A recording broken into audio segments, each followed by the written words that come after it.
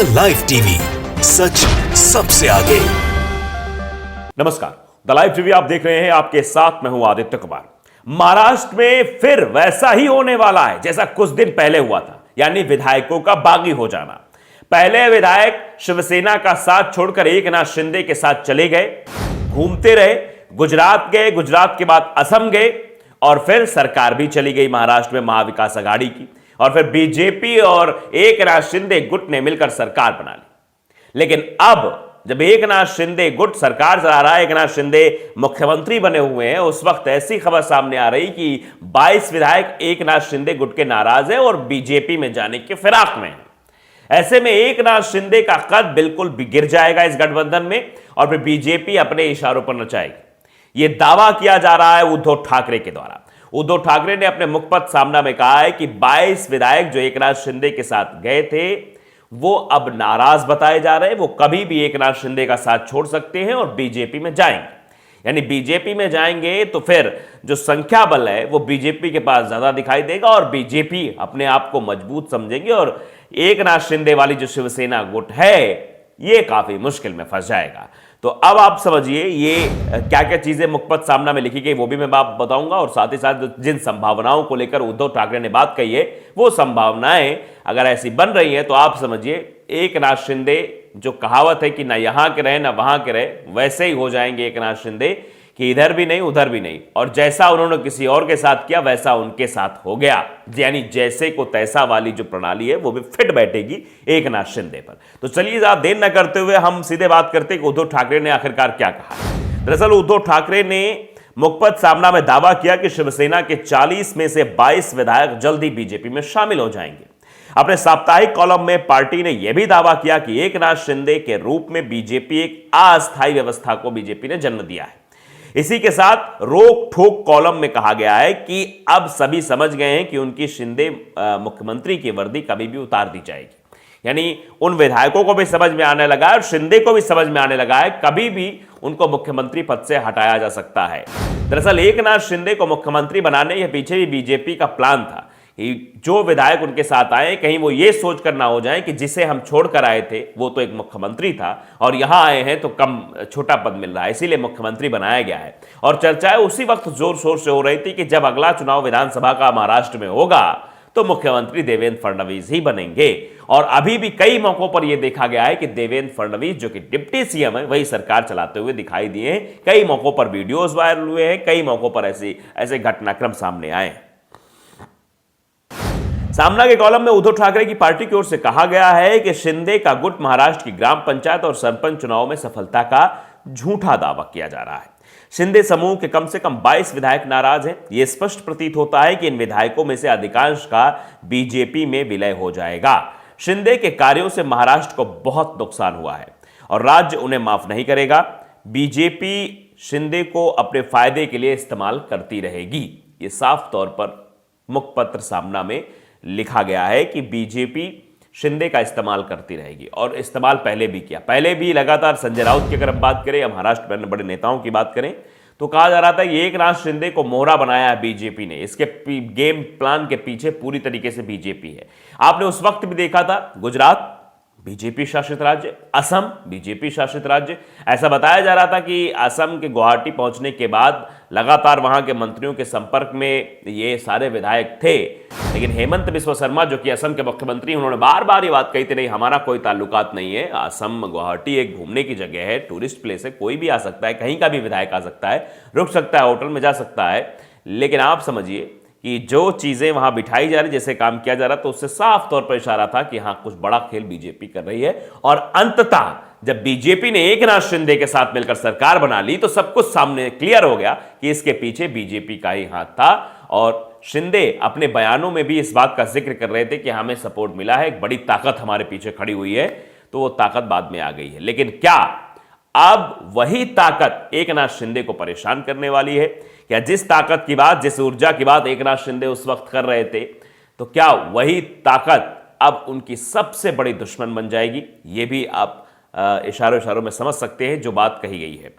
सामना में आगे भी कहा गया है कि शिंदे गुट का महाराष्ट्र ग्राम पंचायत और सरपंच चुनाव में जो सफलता मिली है ये बिल्कुल झूठ है, फरेब है, ऐसा कुछ भी नहीं हुआ है।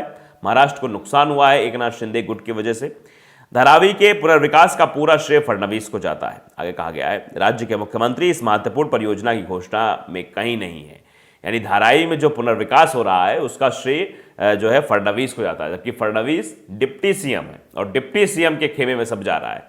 यानी सीएम को साइडलाइन कर दिया गया है। यह बात भी मुखपत्र सामना में कही गई है कि सारा दारोमदार और सारा काम जो है वो डिप्टी सीएम देख रहे हैं, यानी बीजेपी के नेता देवेंद्र फडणवीस। और जब ये सवाल हुआ था उस वक्त भी बात हो रही थी कि आखिरकार डिप्टी सीएम कैसे पद स्वीकार कर लिया, जबकि वो तो मुख्यमंत्री रह चुके हैं और मुख्यमंत्री के बाद देवेंद्र फडणवीस कभी भी कौन चाहेगा जिसकी पार्टी मिलकर सरकार बना रही हो वो चाहेगा कि हम जो है डिप्टी सीएम बन जाए। लेकिन इसके पीछे भी शायद बीजेपी कोई रणनीति रही होगी कि कमान जो है वो देवेंद्र फडणवीस के हाथ में ही रहेगी, बस एक औपचारिक तौर पर मुख्यमंत्री एकनाथ शिंदे रहेंगे। शायद ये भी डील हुई हो। ऐसा भी पॉलिटिकल जो लोग हैं जो पॉलिटिक्स को समझते हैं वो यही कह रहे हैं कि इसके पीछे की बात यही थी कि देवेंद्र फडणवीस सब कुछ देखेंगे, बाकी एकनाथ शिंदे को साइड में रख दिया जाएगा। तो यही बात लिख दी गई है कि धारावी का जो पुनर्विकास हुआ है उसमें देवेंद्र फडणवीस को उसका पूरा श्रेय जाता है। राज्य के मुख्यमंत्री इस महत्वपूर्ण परियोजना की घोषणा में कहीं भी नहीं है।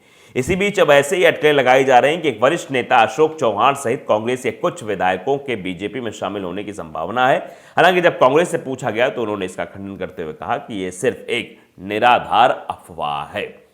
तो ये अफवाहें चलाने की कोशिश की जा रही है और ये कहा जा रहा है कि ये सीधे तौर पर गुलाम बनाकर रखा गया है एकनाथ शिंदे को। एकनाथ शिंदे बीजेपी के इशारों पर नाच रहे हैं। 22 विधायक अगर बीजेपी में चले जाएंगे तो एकनाथ शिंदे की जो ताकत है, एकनाथ शिंदे जो हमेशा मतलब कभी भी ऐसी कोई बात आए तो एकनाथ शिंदे कह सके कि हम तो इतने विधायक लेकर आए थे तब आपकी सरकार बनी थी, वो सब भी छीनने की शायद कोशिश हो रही है। देखिए, नवभारत टाइम्स ने तो बाकायदे लिखा है कि शिंदे को गुलाम बनाकर रखा। सामने में लिखा मुख्यमंत्री शिंदे के लिए खतरे की घंटी है। भारतीय जनता पार्टी ने शिंदे और उनके लोगों की ईडी वगैरह से फंदे से अभी के लिए बचा लिया है, लेकिन इन सभी को हमेशा के लिए गुलाम बनाकर रख लिया गया है। सरकार के सभी निर्णय मुख्यमंत्री फडणवीस लेते हैं, मुख्यमंत्री शिंदे उन निर्णयों की घोषणा करते हैं। अब दिल्ली भी फडणवीस एकनाथ शिंदे के बिना ही चले जाते हैं, सीधे तौर पर बात लिखी गई है। और ये लिखा गया है कि नई प्रसूता जैसे शिंदे की स्थिति हो गई है। यानी भारतीय जनता पार्टी के एक नेता साथ पद मिले, वो हंसते हंसते बोले, ये बातें लिखी गई हैं वहां पर, कि सरकार शिंदे गुट के 40 विधायक चला रहे हैं और मुख्यमंत्री कार्यालय पर उनका ही कब्जा है। विधायकों के हट के आगे हमारे मुख्यमंत्री मजबूर हो गए हैं, अन्य विधायकों के काम नहीं हो रहे हैं। उनसे पूछा गया, फिर आप भाजपा के लोग ये सहन क्यों कर रहे हो? उन्होंने जवाब दिया, सहन करने का सवाल ही नहीं है। शिंदे सरकार की स्थिति नई प्रसूता जैसी हो गई है, थोड़ा समय दो उन्हें, फिर आगे का आगे देखेंगे। यानी आगे बहुत कुछ बड़ा होने वाला है। हर जगह मतलब ये चीजें हैं कि सीएम पद की जो वर्दी है वो भी उतार ली जाएगी, जैसा कि मुखपत्र सामना में लिखा गया है। सामना में लिखा कि मुख्यमंत्री पद पर शिंदे ये भाजपा की अस्थायी व्यवस्था है, उनके मुख्यमंत्री पद की जो वर्दी है वो कभी भी उतार ली जाएगी। अब ये अब सभी समझ चुके हैं कि शिंदे तोतिया गुट से अंधेरी पूर्व के उपचुनाव में उम्मीदवार खड़ा किया जाना चाहिए था, लेकिन भाजपा ने इसे टाल दिया। महाराष्ट्र की ग्राम पंचायत में जो ये कहा जा रहा है कि हम बहुत ही मजबूत स्थिति में हैं, महाराष्ट्र में बीजेपी मजबूत बता रही है कि ना शिंदे मजबूत बता रहे, तो सब गलत है। उन्होंने शिंदे को रामदास अठावले होगा, ये कथन सही है। कहा कि उसके बाद शिंदे का क्या होगा, ऐसा जब मैंने उनके एक नेता से इस बारे में पूछा तो उन्होंने कहा कि शिंदे रामदास अठावले होगा, यानी रामदास अठावले की स्थिति होगी कि शिंदे को साइडलाइन कर दिया जाएगा। और एक बात भी और भी सामने आई थी, इसमें लिखी थी तबादले पर भी फडणवीस सुन नहीं रहे, यानी फडणवीस के इशारे पर ही तबादले भी हो रहे हैं। सामने में आगे लिखा गया कि देवेंद्र फडणवीस मंगलवार को दिल्ली गए और मुंबई झोपड़पट्टी मुक्त करने की महत्वाकांक्षी नीति के तहत धारावी पुनर्विकास परियोजना को लेकर रेलवे की तरफ से महाराष्ट्र सरकार को आवश्यक जमीन के लिए रेल मंत्रालय से मंजूरी ले आए। धारावी के पुनर्विकास का पूरा श्रेय इसलिए फडणवीस और भाजपा को जाएगा। इस महत्वपूर्ण परियोजना घोषणा में राज्य के मुख्यमंत्री कहीं भी नहीं दिखाई दे रहे थे। पुलिस के तबादलों और अपने अधिकारियों की नियुक्ति में उन्हें अधिक रुचि है, क्योंकि उनके 40 विधायकों को यही सब चाहिए। गृहमंत्री फडणवीस ने तबादला मामले पर किसी की भी नहीं सुनी। उस समय मुख्यमंत्री शिंदे नाराज हो गए और सतारा अपने गांव चले गए। ऐसी खबर समाचार पत्रों में प्रकाशित भी हुई थी। वे सीधे क्रिकेट मैदान में स्नेह भोजन के लिए अवतरित हुए। मुख्यमंत्री और उनका गुट इस समय क्या करता है, मूल शिवसेना के प्रत्येक काम में बाधा उत्पन्न कैसे वैसे की जा सकती है, इसे लेकर हर संभव प्रयास करता है। यानी जो मेन शिवसेना अपने आप को उद्धव ठाकरे बता रहे हैं कि इसमें कैसे इसको परेशान किया जाए, सब करते हैं शिंदे गुट, बाकी और कुछ नहीं कर पाएंगे। तो ये जो बड़ी बात है कि ये 22 विधायक बीजेपी में जाने वाले हैं, ऐसे में अभी ही शिंदे की कुछ नहीं चल रही है, शिंदे ना अपने साथ तबादले कर पा रहे ना कुछ नहीं। तो अगर ये 22 विधायक एक ना शिंदे गुट का साथ छोड़कर बीजेपी में चले जाएंगे तो शिंदे के लिए मुश्किल और हो जाएगी, और फिर हो सकता है जल्दी सीएम की कुर्सी भी हाथ से चली जाए। द लाइव टीवी को अगर आपने सब्सक्राइब नहीं किया, सब्सक्राइब जरूर करिए, बेल आइकन दबाइए ताकि सच खबर आप तक पहुंचती रहे। नमस्कार। द लाइव टीवी, सच सबसे आगे।